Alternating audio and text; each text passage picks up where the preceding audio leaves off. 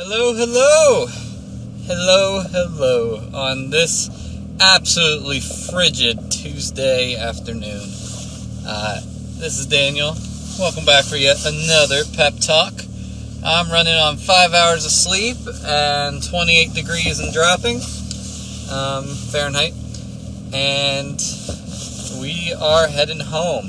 And then later today, I'm going to head home again, so I might record yet another pep talk. But for now, I've been wanting to do this for a while, record this specific topic for a while. It's been on my mind for at least 2 weeks.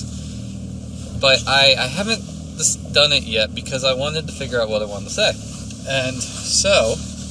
And also I realized that this is such a big and broad topic that it might take multiple talks. And I don't want to make this a mini-series where I talk about one thing forever. But I do want to spend probably more than one pep talk talking about gaming, video games, because it is such a large part of our culture nowadays. And specifically, I wanted to talk about a certain type of game, or genre, I should say, not necessarily type. So today I want to talk about MMOs and why you should play them. MMOs stand for Massively Multiplayer Online Game. It's a game. And there's MMORPGs, there's a ton of different types of MMOs, but the whole genre by itself is basically you get a ton of people together in a semi-persistent world, or a persistent world, and they do stuff. And there's very specific reasons why I want to talk about this, and I want to start with this, mainly because if you've been watching my pep talks instead of listening to them on YouTube, then you've noticed that the gameplay I run in the background is often MMO gameplay. It's not always, but often it is. Usually it's like World of Warcraft, or I did an EVE Online for the $20,000 video, EVE Online market trading, as an example. But I do have other examples of MMO gameplay, and I wanted to share that with you of specifically why MMOs you should play them and what they do for you on a practical level. And the concepts I explain are ubiquitous to any social group that works towards a common goal. But because of the gaming culture that we live in and the absolute nature of my own self to be a social gamer, I wanted to start with MMOs because it's what I'm the most passionate about. I didn't always used to be this way. And also, this is going to be an introductory, this as the genre as a whole. I probably will spend a separate pep talk talking about EVE Online and maybe World of Warcraft as a whole separate thing.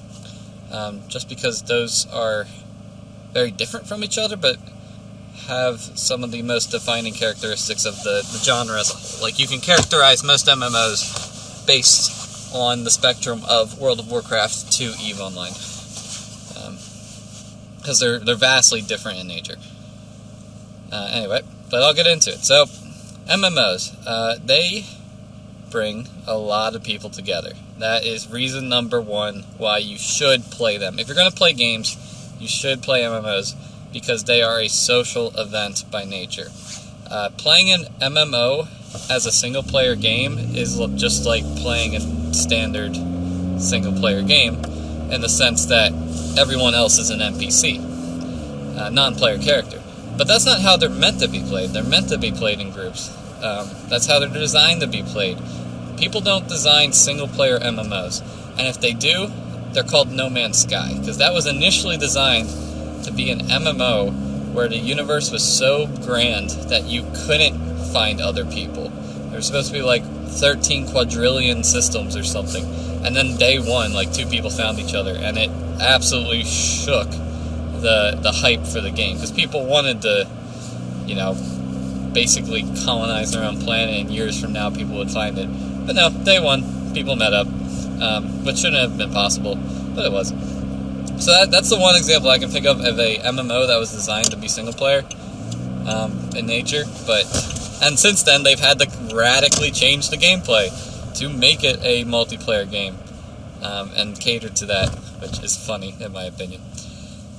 But yeah, that's not how it was designed initially. So most MMOs have this concept of how I want to give it like a technical term or like some name like social engineering or something. I don't know. Social engineering is a whole separate thing. But MMOs have this concept where they're designed around emergent group gameplay. I like that. EGG, emergent group gameplay. Where you can't do everything in the game by yourself. Your character or your ship you're flying or whatever you control is in the game physically incapable of doing the content by itself, which forces you to have to meet up with other people and group up and do things together, which is unique to MMO style games. Like for example, like if you have a first-person shooter, you usually have a team of 5 to 10 people on your team, depending on the shooter. And when that's the case, one person can be really skilled and can carry the entire team. Like it can be a 1v10, and if it's the one person is amazing and the 10 people are trash, then that's okay. The game still works. The game still plays. But if you're in a raid in World of Warcraft and it's a 20-person raid, 25-person raid, or a 40-man raid, or even a 10-man raid, you probably can't solo it. You might be able to kill some of the lower level enemies inside by yourself, but you're probably not killing bosses by yourself, which is what drops a good loot. Now, there are exceptions to that, I've done exceptions to that. There's a video on my channel, it's the most viewed video so far, it has 107,000 views on how I solo a World of Warcraft dungeon on my shaman while under-leveled. Basically, I go into content that I'm already low level to go into, and then I do it by myself, and I get a ton of XP and loot from it. And that's an abnormality. You're not supposed to do that. And how I actually do that is through I would say a bug in the game, where you can abuse the pathing of the monsters that run around, the mobs. They're called mobs. For gamer lingo, any creature that you kill in the game is usually called a mob if it's not a boss. So you have, but you also have boss mobs. I don't know if it's an acronym for like monsters, or something, like monsters offensive, or I don't know, but I think it just stands for like mobs, like angry mobs of things that they gang up and they're in groups and they're things you need to destroy. If you play Minecraft, you probably heard the term before as well. Like a creeper is a mob, a skeleton or a spider is a mob. You make mob grinders, and just killing a bunch of mobs for XP. All common terms or ways to refer to mobs. But in World of Warcraft and EVE Online and a bunch of other games, the thing about MMOs is they require people to do the content. So you can play them single player, but you're not going to be able to do everything. So that's kind of reason one of why you should, is because, and I'm going off of the basis that being social is better than not being social. And I don't necessarily mean extrovert versus introvert, I mean being a part of a group and connectivity. There's bonds that form when you play MMOs compared to other games. Like if you're playing FIFA with your bros, like you're there for a match, and then it ends, and then you can walk away. If you're playing World of Warcraft with your bros, you're there for a raid. The raid might take an hour or 2 or 3, and then you're coming back next week for another raid. Like you build schedules and patterns and habits, and humans are creatures of habit. Most of what we do in life is something that we've already done in life prior. There is nothing new under the sun, to quote Solomon. For everything that is done and will be done has been done before. I think that's the end of Ecclesiastes in chapter 2. I just read it like yesterday. I'm going through Ecclesiastes right now because I'm having existential crises. Anyway, so MMOs, all about social group content, and it's groups that last. That's a big thing. Like, I've been playing Season of Discovery in World of Warcraft, and for the first 2 months of Season of Discovery, I was with a guild called Family. Now, Family was composed of maybe 5-6 members of my old guild I used to raid with, and then some new people. But it very quickly fell apart because people stopped showing up. And that happens sometimes. But then, instead of quitting the game like a lot of people did, I reached out to some of my other friends who were playing the game and who I used to raid with. And I asked them, like, hey, do you have a group that still plays? And they said yes. And I joined in with them. And it's been really good the last week or so of getting to reconnect with these people that I had a relationship with over the course of the last few years. Some of them I've known since, 2.5, 3 years ago. And you get to know people over that amount of time. When you get on and talk to anyone weekly, and sometimes daily, you get to know people. So it's just good reconnecting with them. There's not much that can be said if you're in a multiplayer lobby of any other game. Your teammates are your teammates for that game, and if they're really good, sometimes you'll add them and maybe play with them in the future. But in games like MMOs, your teammates are your teammates for a long time until either the group dies as a whole or you move on to another group, which I've done both. So, second reason of why you should play MMOs is their persistence. So, continue to quote Solomon, there's nothing new under the sun. Vanity of vanity, everything is vanity and a striving after the wind. What he means by that is everything is a vapor. Everything is temporary. Everything has a short duration and is limited in time, and nothing lasts. And if it does last, people won't remember it, and people won't remember you in the future. Sounds pretty tragic and sad. Well, it is. But that's life for you. And so, games, like video games in general, I don't know how many people have been playing a video game now that they used to play 20 years ago. I know actually a few people, because MMOs are long-standing, persistent games. EVE Online was founded in 2003. It's 2024 right now.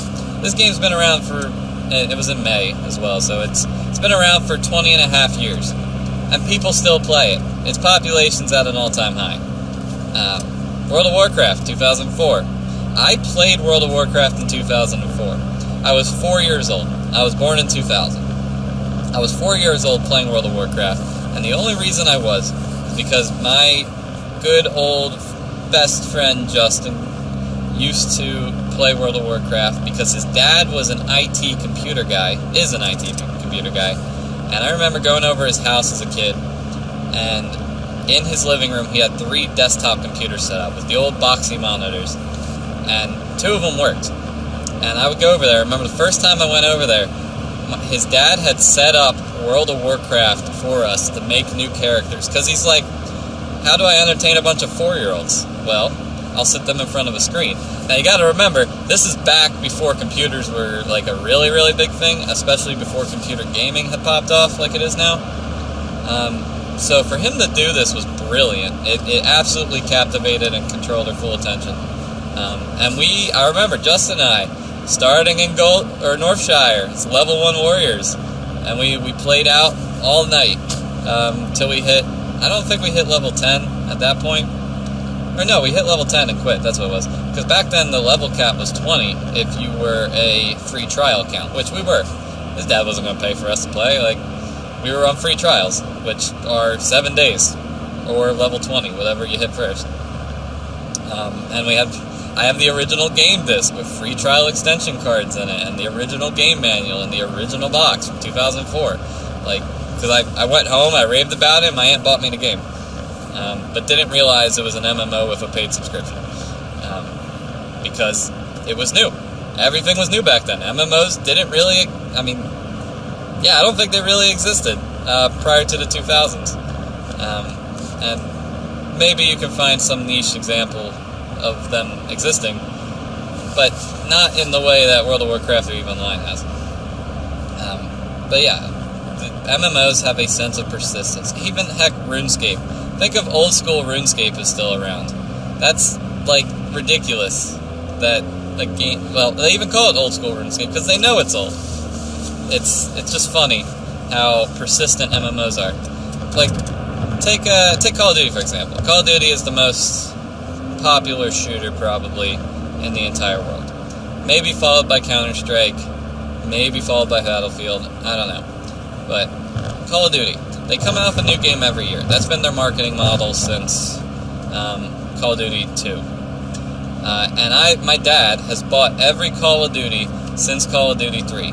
Well, we actually got 3 from my cousin. He's bought them all since 4, since Modern Warfare. The original Modern Warfare that came out in, 2009 or something. 2008, 2009.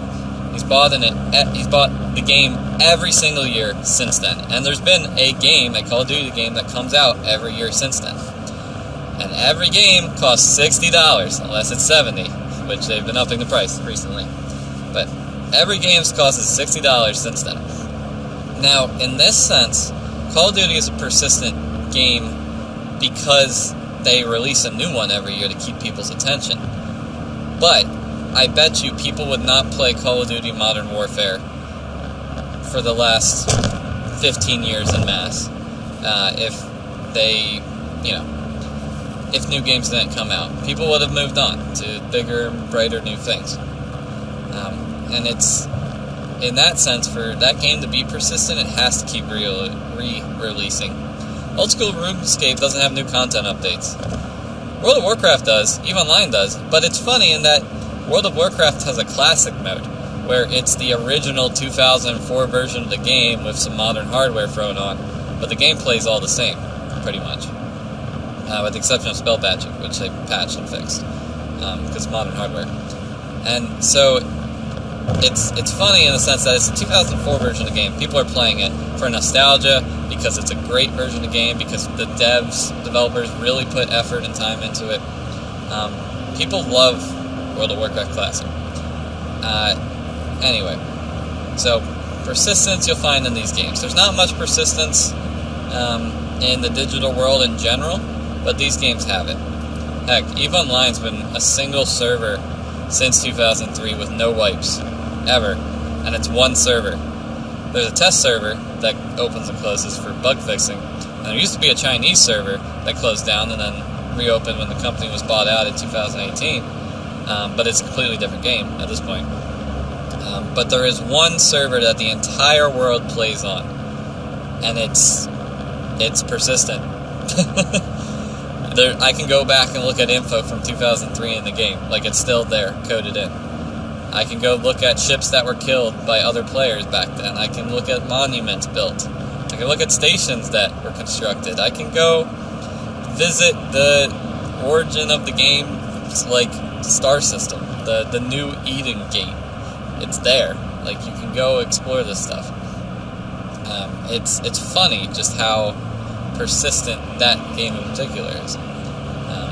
So if you're going to dump time and energy into a video game, I'm not saying, when I say you should play MMOs, I'm not saying you should play MMOs over going and doing things in real life. What I'm saying is, if you're going to game, go play MMOs, because they have more value intrinsically in their nature compared to other genres. And there are, again, exceptions, case by case, game by game, and specific values, but MMOs in general have a lot of value. Now, that's 1 and 2. Number 3 for MMOs. Why you should play them. It's actually, this is going to sound like a shocker, it's the price. MMOs, any successful MMO, has a recurring billable model. Meaning you pay a fee every set time period to play the game. So, for most games, it's 1 month. You pay a fee every month to play the game. And what this does is it has a constant influx of income for the game design company, meaning that they will continue to support it indefinitely as long as it's making them money. And as long as it's making them money, there will be new content for the players to play. That's how that model works. So you get games sometimes, like there's a MMO called Starbase that I absolutely love. I've dumped like 1,000 hours in the Starbase. It's a design, engineering-based space simulation game. It's great. It's all open universe. There's a lot to it. It's very technical too, or it's pretty surface level if you want. But that game was in development. It had a one-time price fee, and it was fine. Like when it launched, devs were still cranking stuff out. But then the war of Ukraine happened, and the investors for the game had ties to Ukraine, so they pulled all their money out of the game. Because when your country's under attack, you're not dumping money in the video games. Like that's common sense. I'm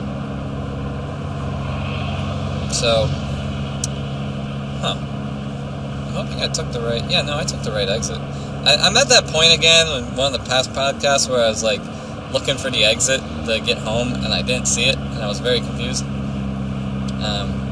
Now I'm looking for it again. That says it's taking me to Ellicott City, and I don't want to go to Ellicott City. I want to get to 95. Anyway. Yeah, what was I saying? Oh, yeah. So, this is a game, Starbase, where because there wasn't a monthly model, the game had no funding once the investors pulled out, because it wasn't making income at a regular rate. It was people were buying the game, trying it out for a couple hours, and then some people stuck, some people left, but regardless, they played and only bought the game on content updates, pretty much. Which is how a lot of games work. You buy a game, you play it for all its content, you wait for the content to run out, and then you wait for more content to come out.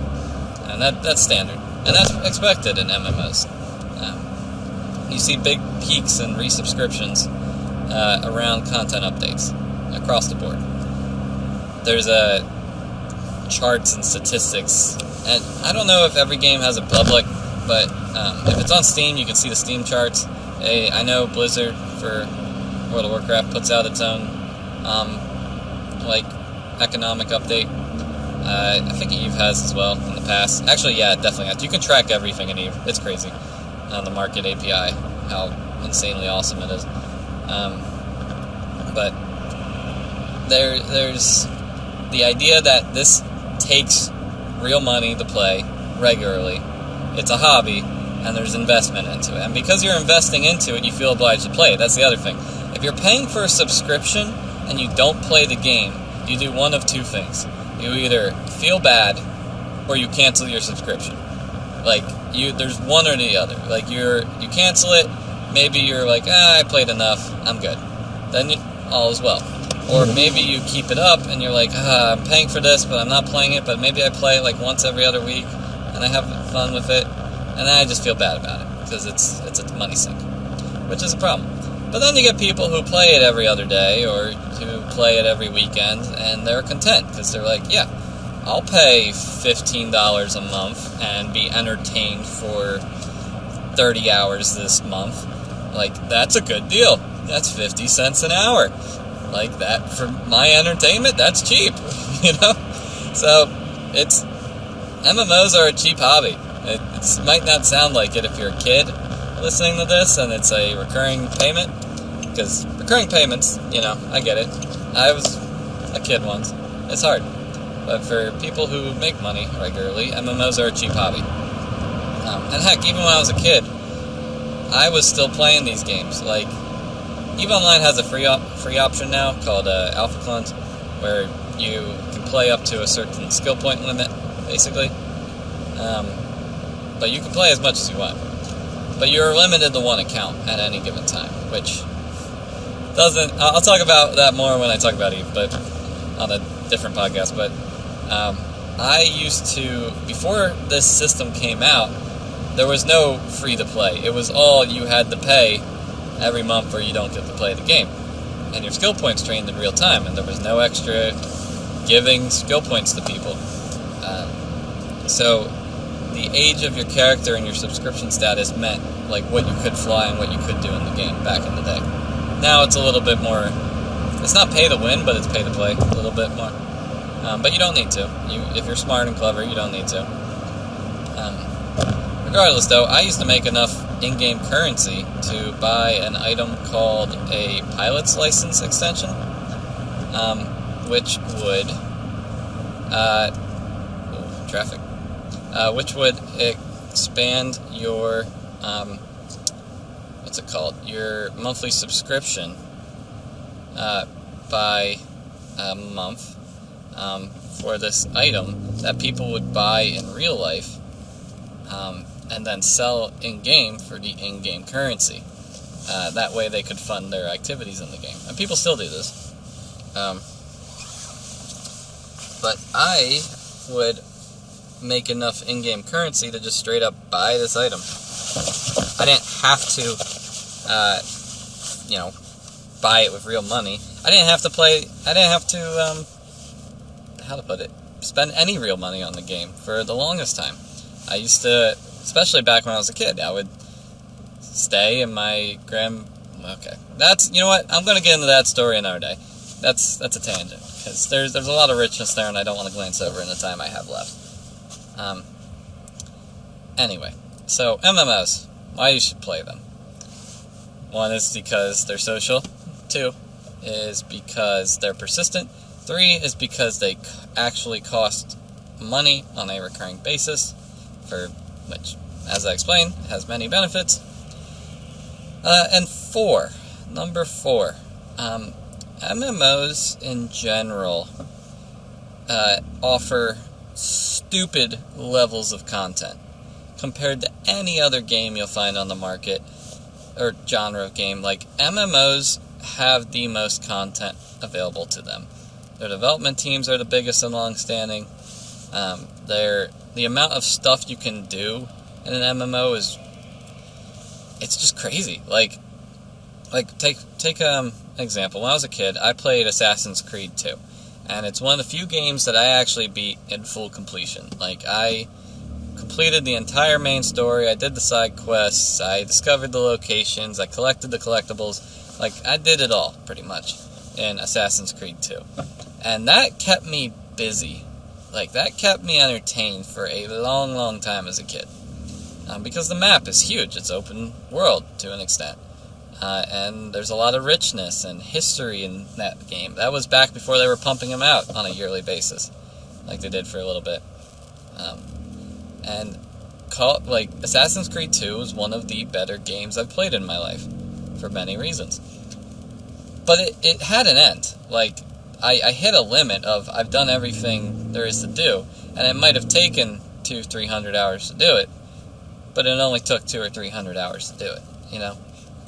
Now, that might sound like a lot of time, and it's definitely a lot of time, and it's worth your money. If you're spending, back then, $60, $40 to $60, I think Assassin's Creed were cheaper. They were like $45 or something. But if you're spending $45 for 300 hours of content as a kid, like, that's a win right there.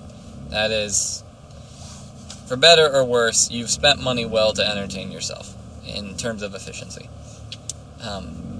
But then there's nowhere else to go. And so you move on to the next game, typically, is what you do. Now, with an MMO, you don't have to move on to the next game. There's always more to do. There's more dungeons and raids to get. There's always more equipment to find. You can be a collector. If you are a collector in any of these games, it's ridiculous. I'm passing by a tractor trailer that went off the road, and its wheels are up in the air, and the rest are in a ditch. Dang, I haven't seen that before. It's like on a turn going from 695 to 95. Actually, this whole turn feels weird because it's like caked in road snow. It's like a winter wonderland I'm driving through, but like the Mad Max-like version of it. I don't know how to describe it. Looks like Fallout, nuclear Fallout, of how gray it is. Anyway, yeah, there's always more content to do.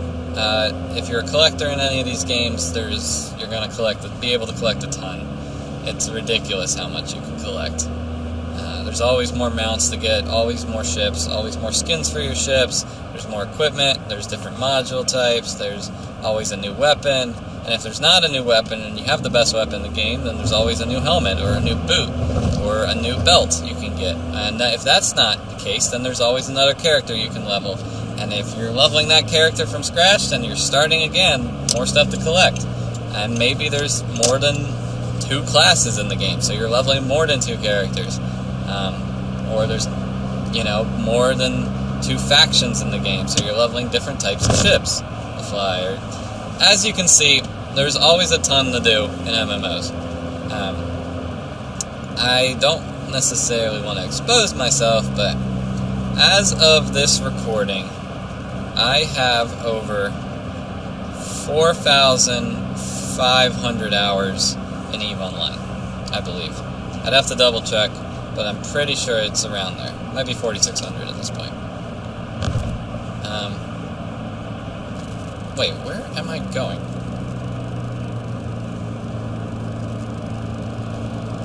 I definitely took... Wait, I'm heading towards Baltimore. But I took 695. Why am I heading towards Baltimore? I should not be heading towards Baltimore. I should be heading away from Baltimore. Interesting. Where am I going? Let's see, I'm gonna hit the tunnel soon enough. Unless I'm on the north side of the tunnel. No, because I'm going to Baltimore. Sorry, I'm like I shouldn't be turned around. I really shouldn't. I should know exactly where I'm going. And I know where I'm heading. I don't know why I'm heading in this direction. Because the road I took doesn't loop back around unless wait, hold on, no way. Now I'm just confused. Because I took 95, I took the exit that puts me north towards Baltimore. Now I'm on 95, but now I'm heading towards the city. And that doesn't make sense, because the only time you head north towards the city is if you are on the south side of Baltimore. And the only reason I'd be on the south side of Baltimore is if I took 695 south. Or I looped all the way around through, like, Dundalk and Essex, which I did not do. So now I got the toll ahead of me. Yeah, okay. Looks like I'm going for the tunnel. Looks like I'm taking the long way. And I'm going... Wait, no, this says north.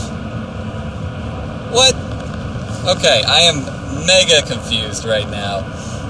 Because I'm seeing the thing for the tunnel, but I'm heading north. Crap. Okay, so what I ended up doing was I took 695 north somehow, but ended up going southbound, and then went all the way to the southern side of 95, and now I'm heading back north again into Baltimore to go home. Which sucks, because that just wasted so much time and so much gas. And while I could turn around now, it's not worth it, because I already got dinner waiting for me at home. Oh, man. There's the last exit before the toll. Yeah, looks like I'm going up and I'm going back down, and I'm wasting $6 in toll money and a ton of gas.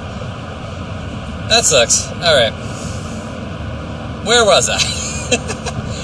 MMOs. Dang, I was expecting this to be like a 25-minute podcast, not like a 45-minute one. It is what it is. Thanks for bearing with my confusion. I do this sometimes, but not often at all. I'm flabbergasted with myself. I did just use flabbergasted in a sentence. Anyway, yeah, MMOs. Cool. And now I gotta come up with more reasons why you should play them. I would say there's always more stuff to do. Oh, the gameplay itself is usually pretty emergent and cool. MMO gameplay is, some might call it repetitive, some might say it's non-repetitive. It really depends on what you do. So for example, when you have all this stuff to do, you typically, if you're doing something repetitively over and over again, it's either because you enjoy it or you feel like you need to do it to play the game. So for example, in EVE Online, there is a thing I do in industry where I develop planets, and the planets produce things, and I sell the things they produce. I'm in the tunnel, by the way, so if the sound sounds weird, that's why. And this thing that I do across all 4 of my accounts and all 12 of my characters, and I'll get into that later, takes about 4.5 hours a month if I am to keep up with it at 100% capacity.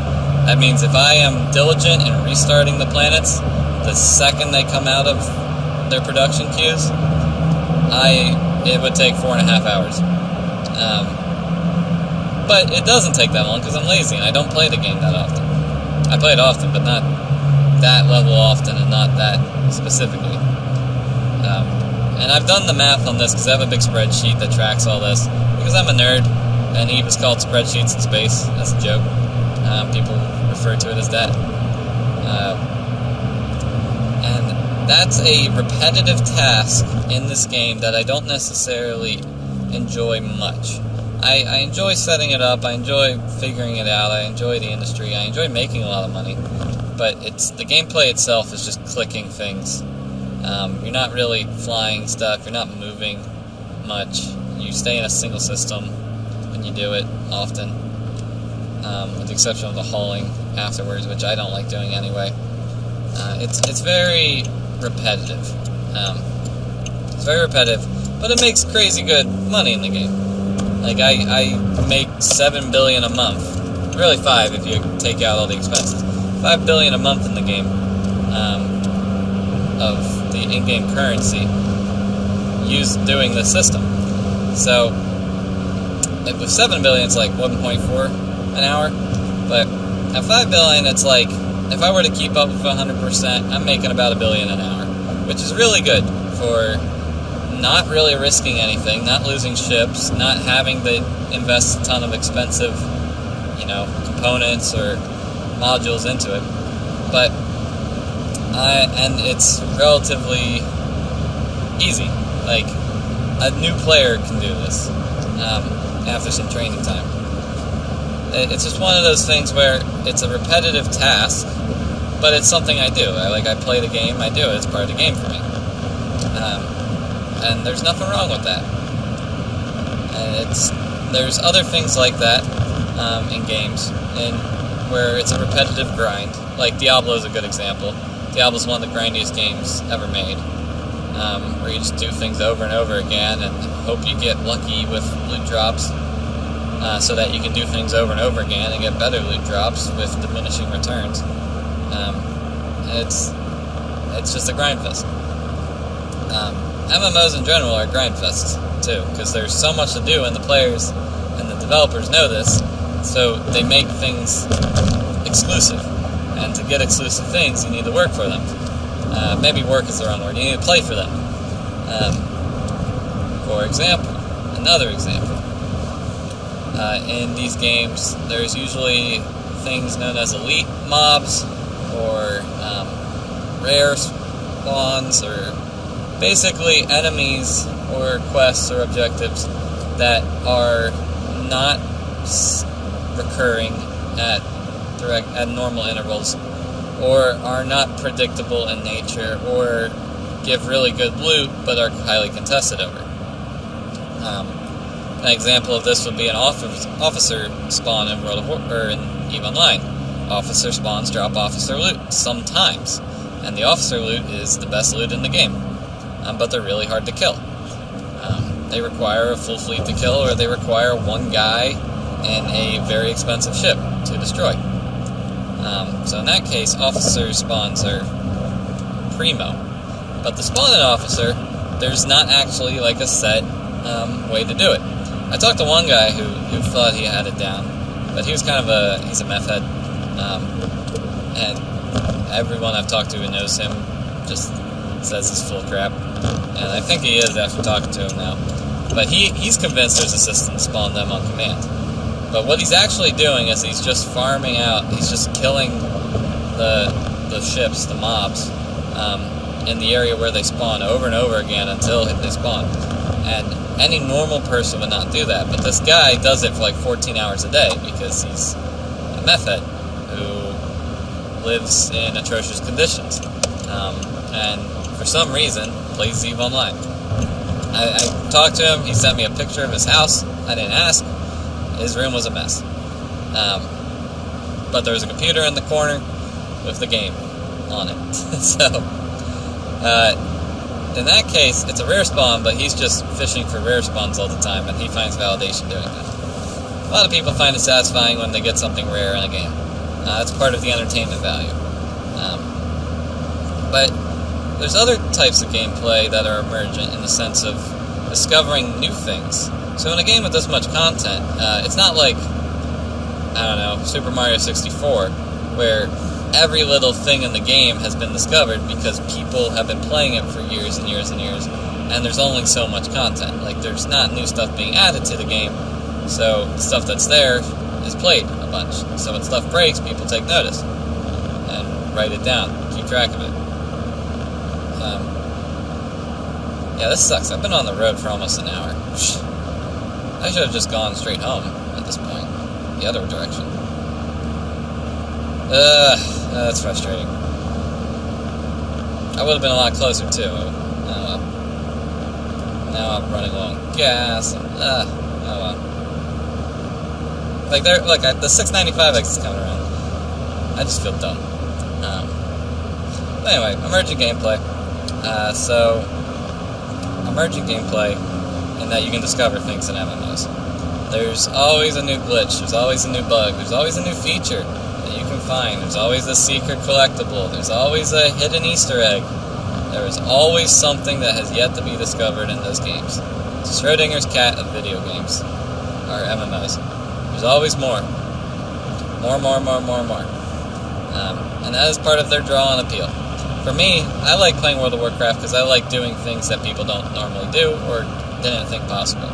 That's why, as I previously mentioned, there's a video on my channel, 107,000 views, talking about how to do something that people didn't really know how to do beforehand on a class that shouldn't be able to do it. And there actually was one video beforehand that did it, and it had a couple hundred views. And I adapted his method and made it better. So shout out to that guy, whoever that was. Anyway, that's what I like to do, emergent gameplay. MMOs are also expanding nowadays with, I don't want to be that guy who says AI, but they are. I was watching a video on Unreal Engine 5 mixed with a NPC AI that uses ChatGPT as an endpoint, I believe. And it was or at least it was a model trained and based off of ChatGPT for the game. But you have this super realistic world that has human-like NPCs in it that will talk to you and give you human-like answers. And it was designed to be an MMO. It's not out yet. I forgot the name of it. But it's designed to be an MMO, where it's a giant cityscape world. I think it's just a world. I think it's just Earth. I'm pretty sure the game is just planet Earth, with NPCs being real people populating it, and you can go to like cities and stuff all over the world and basically play The Sims, but as an MMO, which would be pretty cool, I think. It's what Second Life was trying to be. If anyone remembers that reference. Second Life is another MMO game, similar to Roblox, but much, much weirder and cringier. And that's saying something, because Roblox is cringe as all get out. Yeah. Anyway, MMOs. What else? Because I want to break this up, and I want to talk about other MMOs too. And I wanted to spend a whole chunk of time talking about even a whole chunk of time talking about World of Warcraft. But I've been talking about them both en masse. So maybe I'll save that for another day in the future, diving into each of those on a shorter podcast, not a long one. But yeah, I guess I can also mention that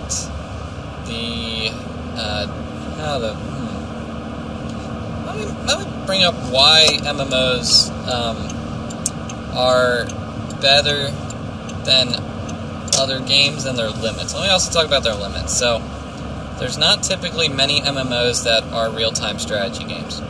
Like, you're not seeing an MMO that is like StarCraft or like Risk, because those games require a burst of focus and intensity in a short period of time that players are able to play, and then things reset. Someone wins, someone loses, things reset.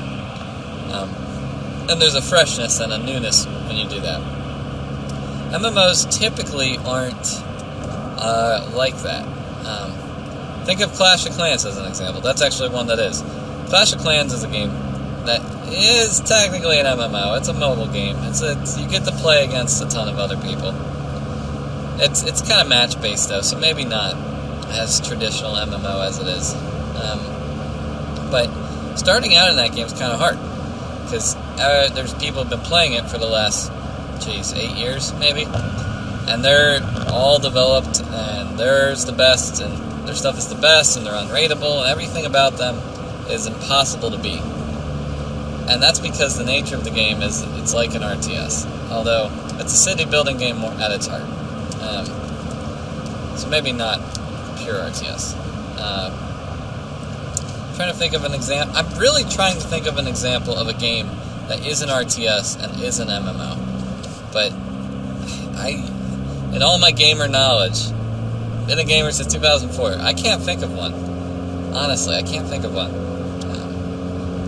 Because the genre doesn't mix. Like, match-based strategy games or intense skill-based strategy games don't have persistence to them. They have persistence for the match, and then they need the reset. If they don't reset, then you get power scaling, and people cap out and they get bored because they get the best stuff, and there's nothing more to do, and they crush everyone else. And it's kind of like a logarithmic scale in terms of entertainment value there. Like, you can invest an infinite number of time honing your strategy and being better, but it's diminishing returns. Like, it's like playing chess. Like, you can be good at chess. You can be great at chess. But to be a grandmaster at chess, you need to devote, like, all your free time to it. And maybe even your career to it, to be a grandmaster. I don't want to name, like, biggest, names in chess. But if you're like... Ooh, my brakes are squealing on me. Sorry. I had to slow down, and it's so cold outside, my car is creaking all the ways it shouldn't. But yeah. Anyway, like, if you're playing chess, it's logarithmic in terms of your skill level. Like, you learn a lot at the start, you get better as you play, but the gains you get from playing consistently aren't as intense as they are at the start. That's how RTS games are. Like, you learn a lot at the start, you fail a lot, you're killing NPCs and the AI at the beginning, then you start playing against other players and you fail a lot, and then you start beating some other players because you got good. And then there's always another player who's going to beat you. Like, there's always a bigger fish. And maybe you train and practice and do scrimmages against people until you can beat that guy who beat you. But then there's going to be another guy. And that's just how those games work. It's logarithmic scaling and grinding. MMOs can be like that at times, but they don't have to be. Take, like, when we were doing WoW Classic the first time around, second time around, I guess, technically, 2019 version of the game, there was a raid called Naxxramas. And it's this final raid in Classic. There were 6 phases to it. And each phase brought on a new raid, or a couple. And Phase 6 was Naxxramas. It was the hardest and largest raid in the entire game. There were 14 bosses. It would take, even the fastest groups would still take hours to clear it all. There's just so much to do in there, so much trash to clear, so many bosses to kill. And they're all hard and difficult. Like, to clear Naxxramas, everyone in your raid, in your 40-person raiding party, needs to have good gear and bring consumables and maybe be world buffed. And, like, there's all these things you need to do to prep yourself to beat it. It's logarithmic scaling. But the loot from there is the best loot in the game. You know, it's the top end. And so, a new level 60 player, which is the level cap in that version of the game, can hop into a molten core dungeon, or a raid, and should be fine. Like, they shouldn't struggle. But if they hop into Naxxramas, they are pretty much incapable of clearing anything. Like, it's just too difficult. The values of the enemies are too scaled. And you have to work up to that. So there's this, like, progression to it that you get in MMOs that you don't get in RTSs. Like, in RTS, there's progression for the short term. Maybe you need to build, like, a armory to build a certain type of unit, shoot your enemies, but then maybe you can upgrade your units at a research station or something, and then your units get stronger, and that's progression. But there's not long-standing progression in games outside of MMOs. There's skill-based progression, like with chess or like with shooters. Like, the more you play it, the better you get, ideally. League of Legends, prime example. But maybe not, because I've been playing League for like 10 years, and I'm still goal elo. And I just don't play a lot of ranked, so I don't really know what my elo is. But that's what I get if I try for a little bit. And it's just like diminishing returns for the most part. Like I said, there are exceptions to all this. But it's... with MMOs, the grind, whatever you need to do to develop is tiered and progressive, and it's worth it. There's content to be had, and it's fun to do it. It's fun to gear up with your friends. It's fun! If it's a game, that's the whole point. It's fun to play games with your friends and keep playing them over and over and to come back to them. So, all that to be said, it's 4:30 p.m. now. I left my house left work around 3:30, so I would normally be at my other home by now. But because I got turned around, here we are. So, anyway, thank you for listening to this twice as long-winded podcast. I know it kind of trailed off in the middle there because I was super confused. But yeah, thanks for listening. I hope you tune in to the next one and I didn't bore you too much. Bye!